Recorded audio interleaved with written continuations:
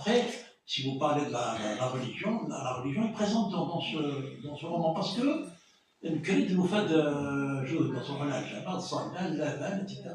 Donc il y a aussi de la religion. Parce que sans ça aussi, je décris une société désincarnée, indépendamment de ce que je peux penser moi-même. Mais sinon, c'est une société désincarnée. Parce qu'il n'y a pas de... Notre capital culturel a été complètement effacé. Voilà. Et vous allez voir que, je dis toujours, peut-être c'est un peu prétentieux, dans le livre que peut-être que vous aurez entre les mains, il y a du sens à chaque page. Il y a un sens dans chaque page. Peut-être même dans chaque paragraphe. Et ça, c'est nous. Je ne parle pas d'une société...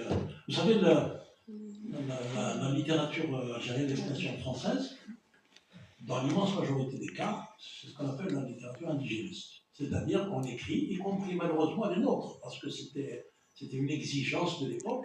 Quand ils écrivaient, nous, chez nous en Kabylie, chez nous en Algérie, ils écrivaient pour le milieu éditorial germano-pratin. Voilà. Et le seul qui a écrit comme un véritable Algérien, le premier, c'est Kateb Yassine.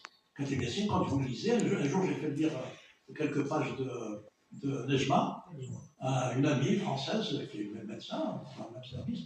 Je lui disais, elle m'a dit c'est pas du français, c'est l'arabe. Je dis exactement, c'est pas du français, c'est l'arabe. L'arabe parlé, quoi. Voilà. Donc il a écrit non pas pour plaire à des gens extérieurs, à un magistrat extérieur, il a écrit ce qu'il ressentait en lui-même. Voilà.